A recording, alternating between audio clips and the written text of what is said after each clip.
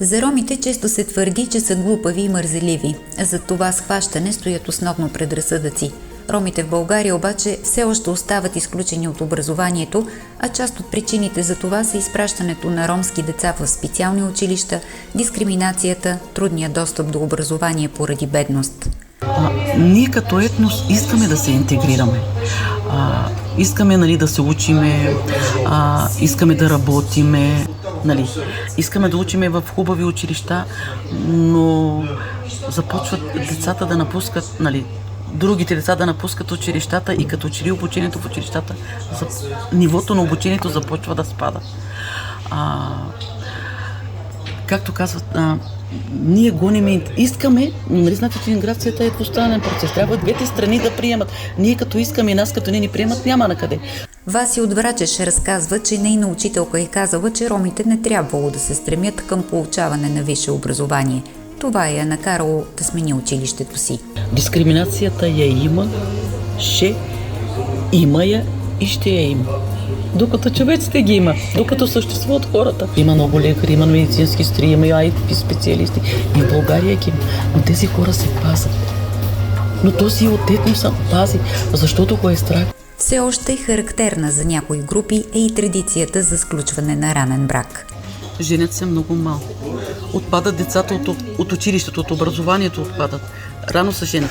Значи като се върнем назад, преди, тези случаи са били повече. Не се чега ги няма, но не е както е било масово.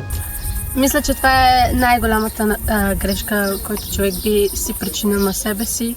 Нещо като самоубийство, защото те наистина убиват техните мечти.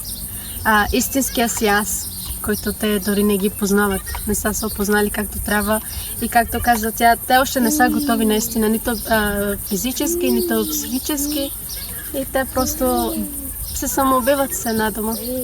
За съжаление. Убиват мечтите си. Те са деца, раждат деца и гледат деца.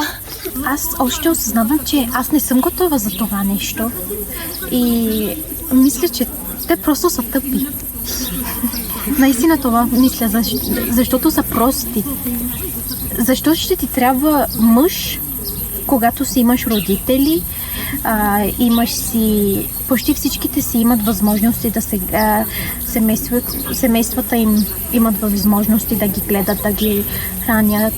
Понякога бедността води до ранното омъжване на момичета, чието семейства не могат да осигурят прехраната им. Може да го пратиш, ти нямаш пари да му дадеш сега на закуска 3-4 лева. Може да го пратиш той да седи 8 часа в училище и да не яде. И ония се облякал, той е гол като пушка. Липсата на образование прави общността неконкурентна на пазара на труда, а това води до по-голяма безработица и ниски трудови възнаграждения. Един грамотен човек е силен, убедена обаче Сабиле Рамадан от село Ковачево. Най-важното е образованието. За хората от етноса образованието не е приоритет. След като един човек няма необходимата квалификация, той не може да си намери работа. Какво се случва? Тези хора, които имат някакво образование, се спасяват по-единично. Емигрират навънка. Навънка не е така. Има работа за всички. Записват се, изкарват хора. Тук не учат, но там като отидат езика го учат. Защото ако не научат езика, няма да намерят работа. Като научат езика, те започват да работят и получават хубави пари, Бедността и липсата на образование образуват порочен кръг. Поради ограничената осведоменост и липса на финансови възможности, ромските общности често имат и значително по-лош здравен статус. Имат здравословни проблеми, нямат здравни осигуровки. Значи тогава, когато тези хора не работят, те не са здравно осигурени. Когато ножа опре на кокъла, тогава се търсят много често. Не са осигурени, не ходят на лекари, млади не могат да търсят, не си намират адекватно лечение. Изключването от образованието пречи на ромите да участват с активен глас в обществения живот.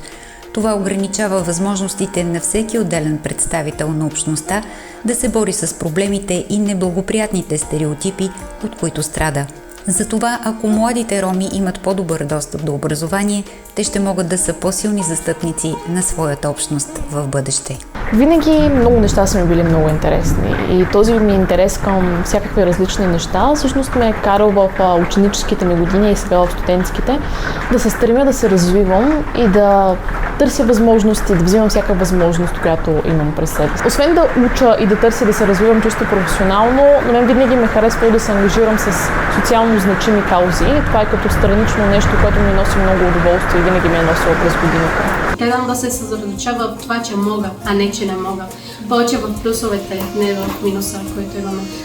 И искам да докажа на моите връстнички и на момичетата от ромското общество, че просто можем и ще се справим. Според мен жените, не само жените, всеки трябва да е независим от другия. И особено жените трябва да знаят, че те са независими и могат да направят всичко, което искат. Само да имат стремежа и да не се отказват никого от мечтите си. Ти ако вярваш в себе си, можеш абсолютно всичко.